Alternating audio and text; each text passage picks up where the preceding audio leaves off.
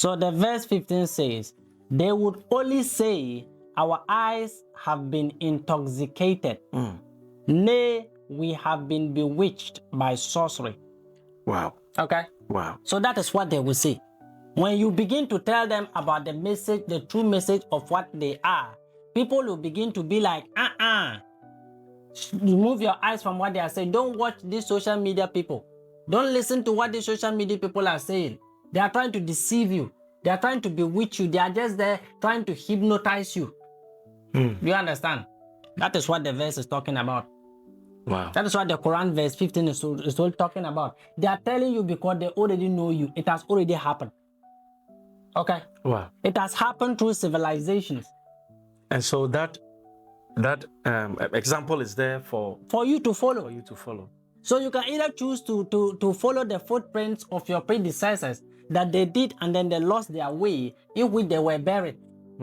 Or you can choose a new path of understanding yourself through which you can manifest and live in the new world that the Quran told you that Allah promised that it was coming to pass.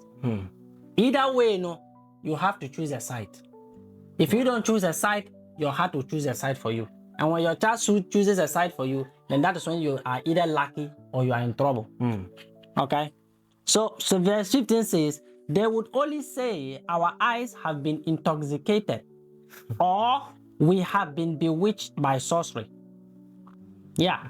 It is we who have set out constellations in the heavens and made them fair seeming to all beholders. Wow. The Quran is talking to you about constellations. Wow. What do they preach about when it comes to constellations of this world? Have you seen any religion talking about constellations of this world? Hardly. You see? Hardly. Hardly did they speak about this constellation, because the constellation will tell you everything that has to do with yourself. Which is the representation of the ram. The representation of the ram inside of this world. I told most of you about your connections as star seeds. About coming from various worlds into this particular world. Right. To groom yourself, to understand yourself, to nurture yourself, and then to grow. That is what they are talking about.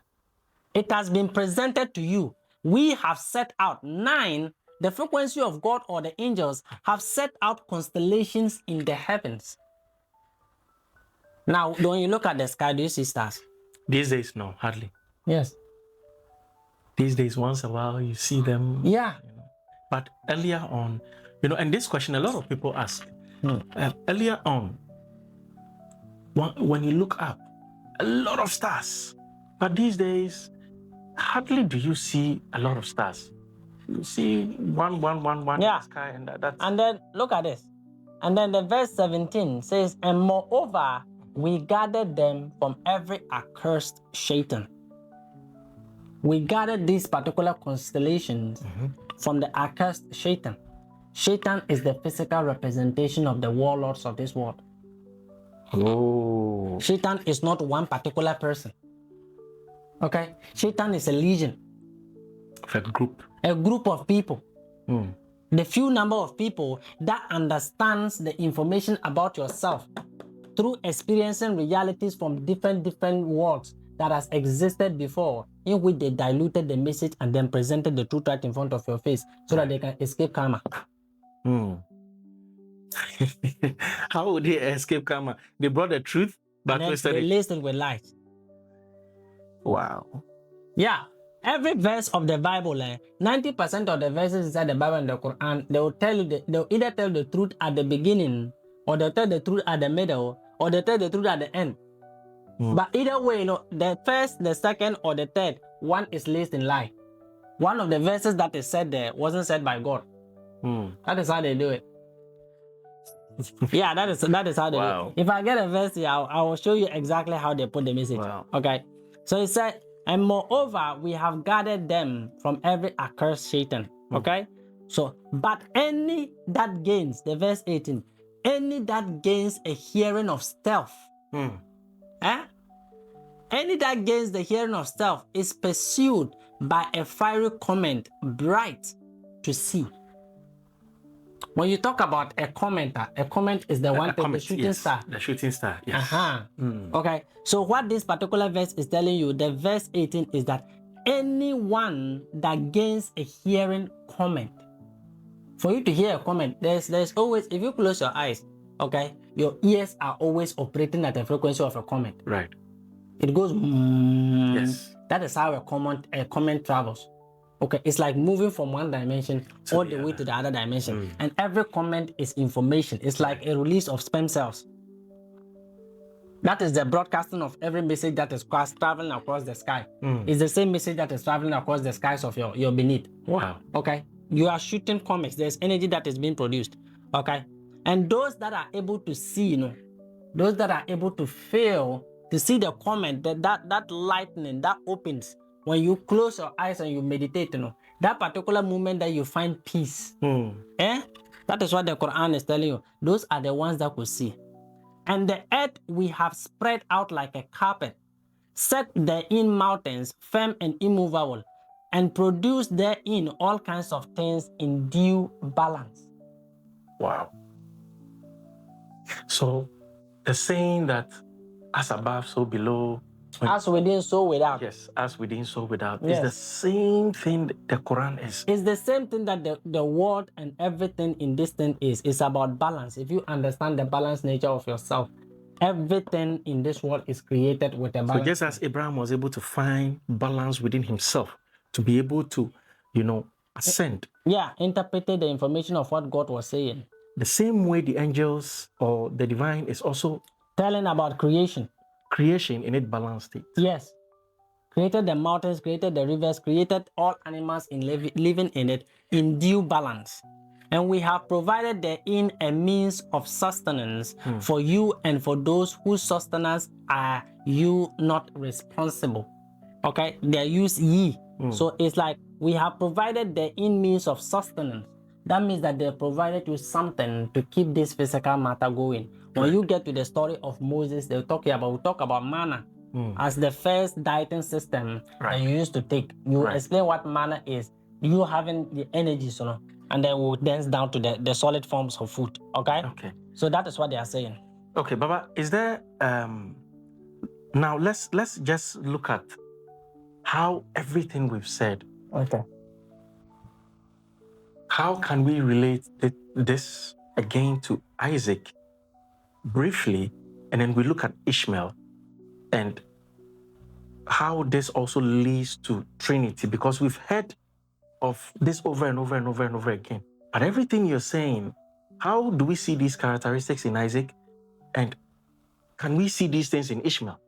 Okay. And how does this affect Trinity? The Trinity that we've been hearing of. The Holy Trinity. The Holy Trinity that we've been hearing of. And how does the Holy Trinity also, align with Abraham's covenant with God? Okay.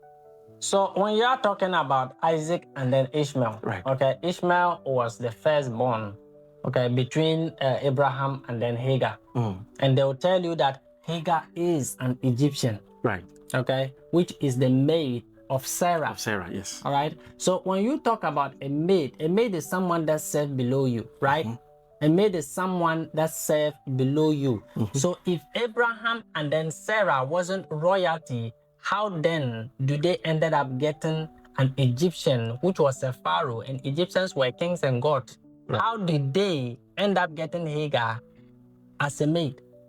That is a question. See where the question conflicts. What you people call Egypt these days isn't Egypt. Okay? Wow. When you are talking about Kemet, Kemet is what makes black black.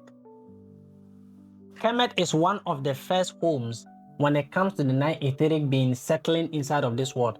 You had 3 main kingdoms. The kingdom of Abyssinia, which is these days that you call Ethiopia. The Nubian kingdom, which is what Kemet is. Wow. Okay, and we had the first one. That one I keep the name preserved. No, Baba, tell us so that the viewers. Oh, that may I keep it preserved.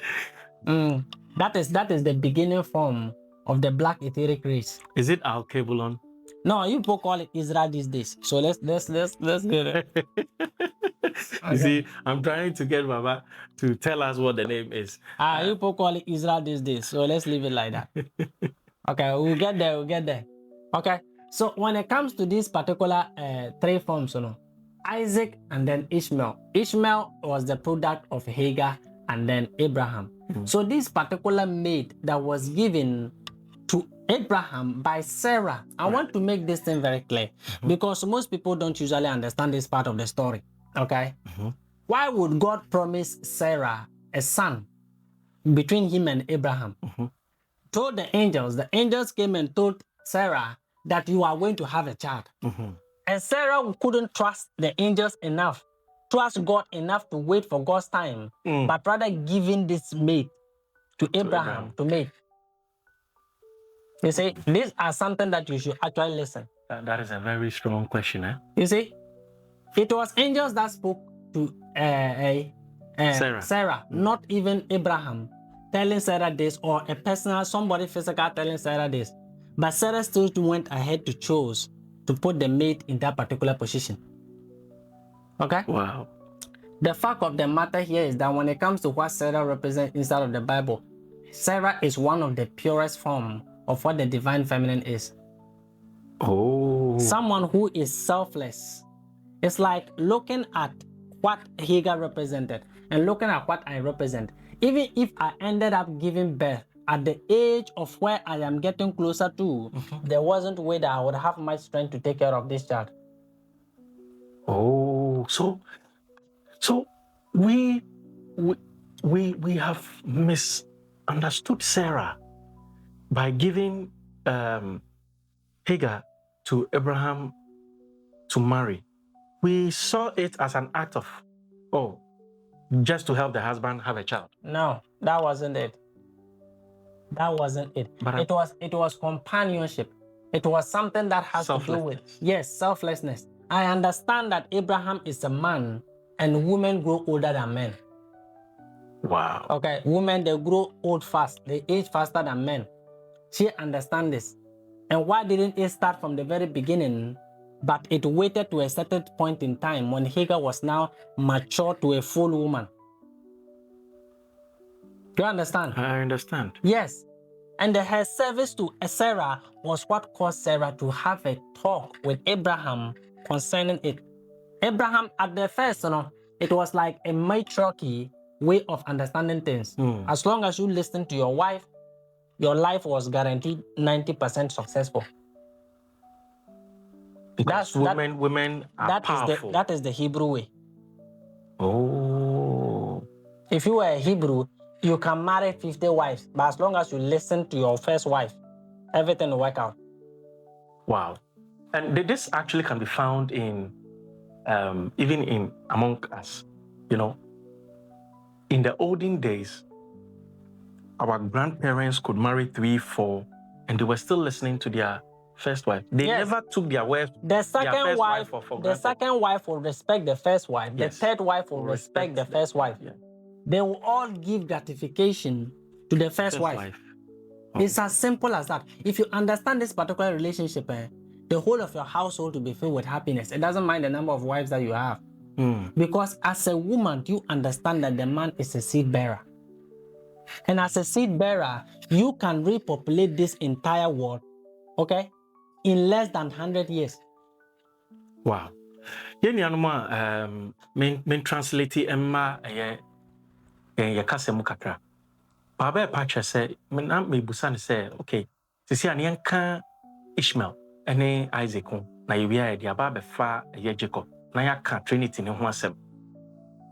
And a Baba Pacha say, Shady kind, sa Adiana Sarah, say or de Hagar, Ebema Abraham, na onenatana no mwetimi awo no. To watch one dear. And ya dear Sarah or you be a the trimuya ding. A patch says Sarah. Ushemwa Sarah ejina homa. A yet divine feminine. Krum. Ya cancer dear ya krum free na kumemu. A ya dear be a on home. Yeah. Nemo mono se o pesa pepe ye ne ani jeni kabombe bantino. Obeyeno. Son Sarah, edema. Yeah. Selflessness. Yeah. Anka Wanya selfless. If Sarah wasn't selfless in the first place, you wouldn't have been able to give birth to Isaac. And so no yeshemu a yen Frequency attracts frequency. Sa enu ti yen yeshemu a ye feel say oh Sarah is answer no wanyini nti ena no de ne na bawa e de ma Abraham na say ne obetimi awo. But ohwe de baba kana emu da hopa. So oni pepa e de mani kunu na onye selfless a enya de obetimi ayesa de. Enne emma dodo sen ena omo betimi apia o makoa e de ama omo kunu anase omo bawa omo tete omo nchen apia omo ama omo kunu se omo ne omo ba se ne ni munyam hye beba adwuma nim abusuya nim. That now the families that exist inside of this world, okay, it is the same depiction as before. It's either you are living a family of Sarah or you are living a family of Hagar. The Hagar people inside of this world are the ones that usually stab their boyfriends with knives. They're usually the ones that they're poisoning their boyfriends to kill them. Poisoning their husbands to kill them. Their children. Yeah, that is the cases. Because as a divine feminine, you are supposed to be nurtured in the ways of the divine self. You are supposed to understand that you are the home. You represent what the home is. For a home to break, the woman has to break. Wow. Okay, it doesn't mind the men. The men can fight, the men can do everything that they want. But when they come back to the house, they are coming back to the woman. The woman is what cleans the house. The woman is what maintains the house. The woman is what rules the house. She is the house. When a woman moves outside of the house breaks. It doesn't mind the number of men there. Men can't keep a home. That's true. It's women that keep home. That's true. So if you understand this, it doesn't mind the husbands that your man has. It doesn't mind the kind of wife or the number of wives that your wife has. As long as you study those wives and then you understand the needs of what it means to be a man, okay? Right. You will find ways of gaining power over everything that the man brings inside of the house. Wonderful. The man will not do anything without consulting you. Right. The man will not initiate any kind of thing without consulting you. Before any wife is added onto the family, she is trying to win the wife, not the husband. You are trying to win my wife so that I will accept you. That's true. That's true. In every home. In every home. You understand? Every home, yes. It becomes simple like that. When the wife says yes. It's a yes. It's a yes. Yeah. Because you have been with her, you have worked with her, and everything has been smooth sailing. So that kind of a trust, who else should I go and trust? Should I go and trust the one that I don't know? Because I definitely know that if I get you, I'm going to spread my seed with you. I'll end up getting myself in trouble. Okay, Baba. Let's talk into detail, the story of Ishmael. And there's something I would want to read so that it wouldn't look as if we are just jumping from one point of the story to the other. Let's take it gradually so that our viewers can also have a detailed understanding of it. And so this is it. I'm reading from Genesis 21, verses 11 to 12. And I'm reading from the New International Version. It says, "The matter distresses Abraham greatly because it concerned his son." Yeah. This was when Sarah and Hagar were having issues, and Sarah wanted to push, Hagar away. And then the 12 says that, "But God said to Abraham, do not be so distressed about the boy and your slave woman. Listen to whatever Sarah tells you, because it is through Isaac that your offspring will be reckoned." Yes, sir. This is one part of the verses that people usually interpret it as God being discriminate. Okay? It's not about being discriminate. I told you how creation happens. Right. God doesn't decide what kind of soul you should be. Right. You get to choose that by way of feeling. So this particular verse is making it seem like God told Abraham that he chose Isaac, and then he's definitely going to help Ishmael establish a great nation. Yes, on the 13 actually indicates that. Okay. And then God said that, "I will make the son of the slave into a nation." Okay. Also because he is your offspring. Yes. Yes. The promise was made, and the promise covers the household of Abraham. So no matter what, Ishmael was a kid. And as a child, you do not know much of what is evil. You do not know much of what is good. You understand? Right. So everything that was happening was circulating around their mothers. Between Sarah and then Hagar was where the problem was. Abraham had no problem with Ishmael. Abraham had no problem with his son. Okay, he was very grateful. Just as you Ishmael have being born. mentioned that Yes. earlier on for our viewers. Yes. Right. It's very simple like that. Once you understand it in that particular context, then you will know it has nothing to do with Abraham, but it has everything to do with the jealousy of Hagar and then what Sarah was seeing her to be. Right. You see, becoming arrogant and growing out of his own shell was the issue. All right. So let's continue. It's very simple like that. Okay. So we would be talking briefly about when this issue really started, so that in as much as we've already touched on, I would want us to look at Ishmael's story very, very well, so that just as I said, so that it makes much more sense. Now, this is it. Then Sarah said to Abraham, okay, I'm reading from Genesis 16, chapter 4, and then 5 downwards. It says that he slept with Hagar, and she conceived. When she knew she was pregnant, she began to despise her mistress.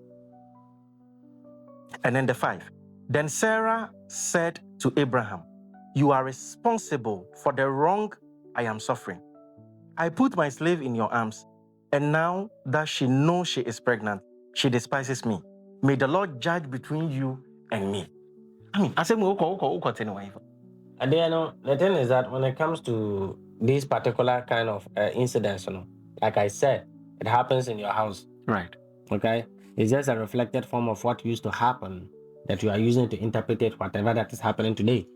Because when it comes to the jealousy is one thing that can cause a person to go the heights to seeing the other person regret. Right.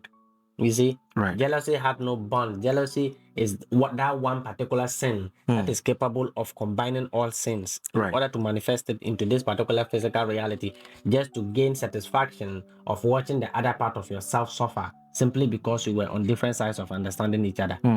You see? Right. So when it came to Sarah, Sarah was tired. Okay, Sarah was tired of the nagging every day, of her being treated as if she was now the servant simply because Hagar was pregnant. You see, it's like when you don't understand or when you don't have much emotions inside of your heart, it doesn't mind if your husband only marries you or he marries 3 wives or 50 wives. There's always going to be a problem. Do you understand? Right. There's always going to be a problem. As a man and as a woman, you are both joined in matrimony as half part of yourself. Just like you being a man, which have a divine feminine inside of you, and as a woman having a divine masculine inside of you. Right. Now the two of you is becoming the physical version of what exists mentally. Okay? The two forms of God, the spirit that picked both divine feminine and divine masculine, is now being manifested into the physical form. Wow. You see? Wow. So once you understand this, like when it comes to the story of Hagar, this is exactly what Hagar is. Okay? It wasn't that God despised Hagar. It wasn't that God despised Sarah, or their fight has nothing to or anything to do with God. God allow you to make your own choices so that you can learn from those choices. You see? So the fight between Hagar and then Sarah happens to be the one thing like our mothers that is quarreling inside of the house. 90% of the time, our fathers don't get involved.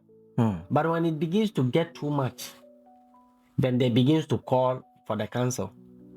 It's either you find a way to end this fight between these two women, or you have to let one go.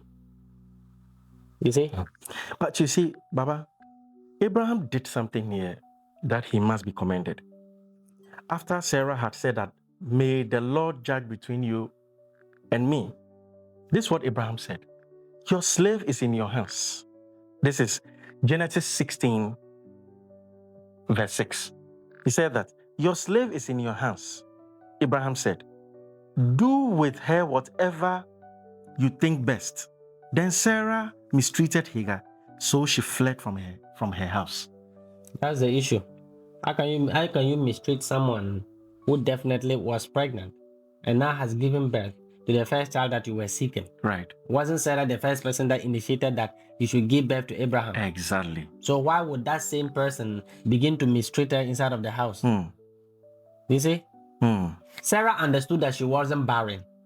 She was barren for a limited amount of time.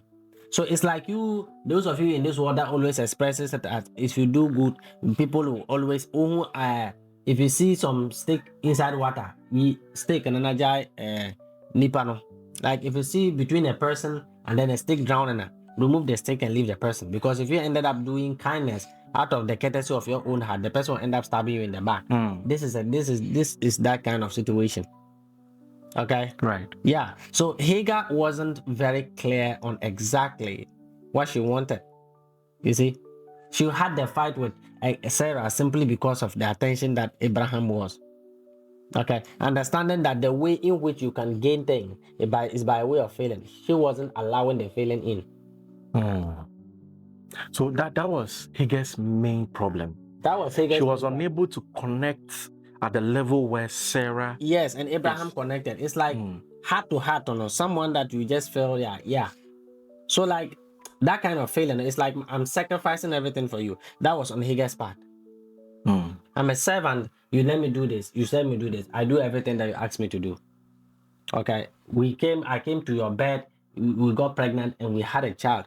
But I still don't understand why this distinction. Or I still don't understand why you still feel this way about her and you don't feel this way about me. Even though I'm the one that gave you the first child. I get it. You see?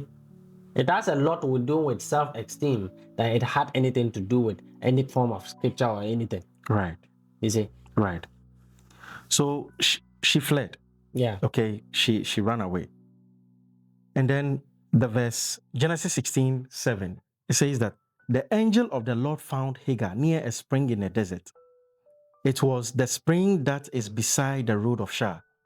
And he said, Hagar, slave of Sarai, where have you come from and where are you going? And then she replied, I am running away from my mistress. Yes.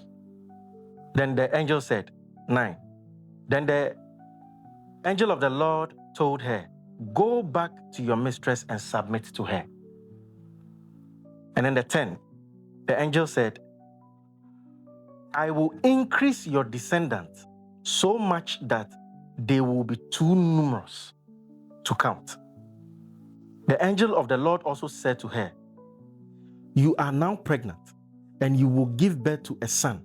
You shall name him Ishmael, for the Lord has heard of your misery. He will be a wild donkey of a man. His hand will be against everyone, and everyone's hand against him. And he will live in hostility towards his brothers. 13. She gave this name to the Lord who spoke to her. You are the God who see me. For she said, I have now seen the one who sees me. You understand? Yes. Now listen to this very carefully. Okay. Hagar, the angel told Hagar exactly the kind of spawn that she was going to give birth to. You understand? Right. It isn't about, I told you people like babies feed off the emotions of the mother. Right. Everything that has to do with the soul is summoned by the frequency of the mother and the father. Right. You understand? In this particular moment, the kind of hatred that was inside of Hagar, That bitterness was what was being reflected to us as the angel speaking to her. So the angel actually said this before it even came. Before it even started. She even gave birth to Ishmael. Ishmael. Before the hurdle even started between these two. So this answered the question you answered earlier, saying that yes, God knew in advance that Isaac had the resonance of his father. Yes.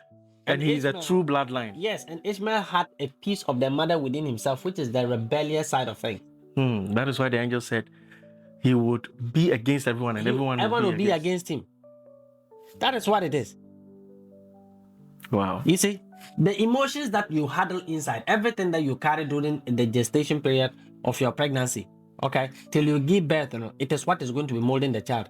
And you already don't like Sarah. You already don't like whatever that is happening in the house of Abraham. Right. You see? Right. So you are going to be training the one person that you can use against them. So do you think you actually inculcate anything good to Ishmael about telling him that he should associate himself with his brother? Right. He should get in touch with his father and learn about... No, she's not going to do that. He's going to be the very thing that whispers to the child that stay away from this, don't play with that, don't move this way, do this person like this. If she does you like this, you definitely apply him this way. So as Ishmael grows, Ishmael is the eldest brother. Right. So he would definitely bully Isaac. Because there was that thing There was between... that enmity between the mothers that is happening. Mm. So Ishmael was definitely going to be bullying Isaac 90% of the time. Mami more de baba kan etofa na baba kan semo a ehu hia pa. Na de hia ni. Esan se na Sarah bra no nyim bra na Hagar enyim your friend is saying Ishmael no. Na se otete ne ho gu Sarah so ma Sarah feel say aware ni na medi kan. Me momu na Nyankopon wa hye me kunu bo. Se one me be wo ba. Na nyame ya wadom na se wo di kan aba be wo a afi wo betete wo ho agumi so. Emma Sarah epia Hagar efree efie na nyame bofo ehia Hagar na asem ba ko a bofo ne kan ya ehia baba akyere mu yie ene se bofo no eka kyere Hagar se wo beto abofra ni de wo bewo na wo beto abofra ni din Ishmael na sa abofra no oni obia benya amane na obia nsoso ni benya amane ena mebu ena baba ekyere mu se esan se nipa wo fafura abofra no beba beda wo yam no esan sa abofra no efa wa hoɔden ana energy na wo maame ne ne agyan mu kura no eno na etwe abofra ne de ne beto yafunu nim eniti se wo yo bi a wonyim ana se wa fafuru na se wo ani gye mu da bia wani gye wo ahoɔden you know unwi bone ma obi a wo betwe okra ono so pesa de no e de abeto yafunu nim nemum sente sa na sa abri bia no o hwehwɛ nipa ho adwen wo tirim bone wo tirim etan ni ehu ni sa soro ni wo betwe okra ono so pesa ne ma no wo abetena yafunu nim enu nti ene ma obofo ne kan sa ne fi se sa abre no na obofo ne hunu se Hagar eni su papemu iti mesre sabio wo ye bema oba oyere enyemo a abri bia no na wa ma ne anje wo ye oba nso so a nso wa fafura sua firi sa de we mu ifi se o ade a wo nam mu obra wo nam nyinsem mu no eno ene betwe akola sa akola no be papa so onya papa ni na da wa so ni na gina wo enane agya mu mi 80% eda wo so iti eno ni ade a mepese ye behwe ni ye baba now let's move forward